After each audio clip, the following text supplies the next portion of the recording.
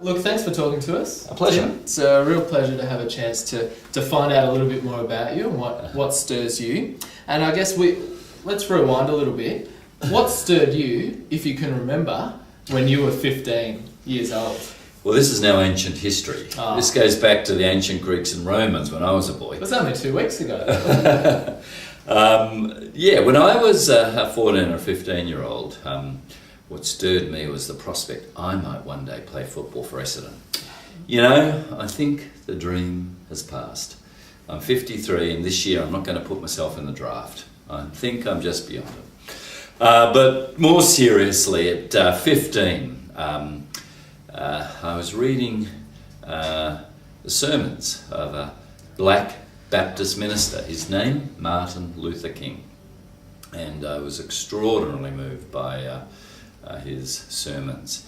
He died when I was 13. He was assassinated in 1968, and his power of saying the good news, the gospel, the fact that God loves all of us actually means that black Americans should be treated exactly the same as white Americans, which seems so obvious to me. Mind you, living in Australia at that time, we weren't treating our Aboriginals that much better, but we are all culturally blind. But as a 15-year-old, his moral character, his profound insight into what was, to me, a very obvious injustice, just inspired me. So, yeah, I think that's where the seeds of being interested in justice and standing up for little people started.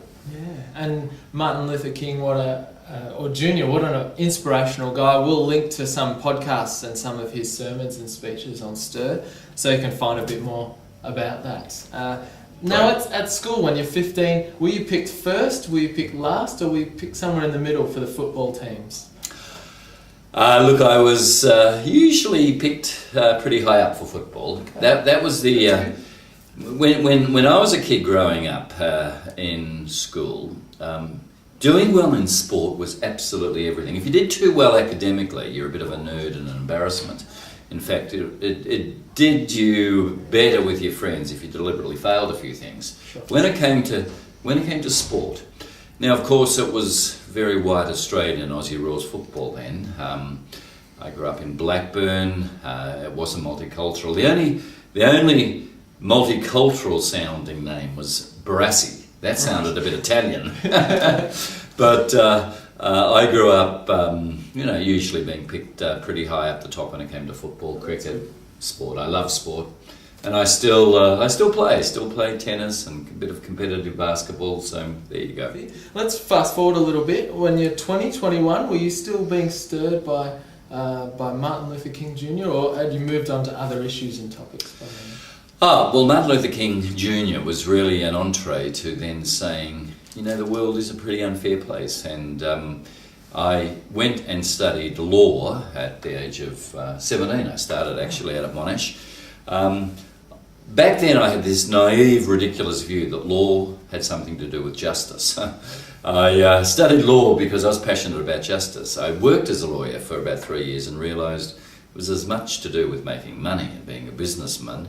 And I got a bit disillusioned and I stepped out of it and went and studied theology because I thought, law has let me down. Justice is my passion. But at 21, that's what I was doing. I was a law student. To be really honest, the other reason I did law was it was the longest degree. And the thought of going out to work was a bit scary. I loved the play and the fun of university. So, yeah, that's where I was at.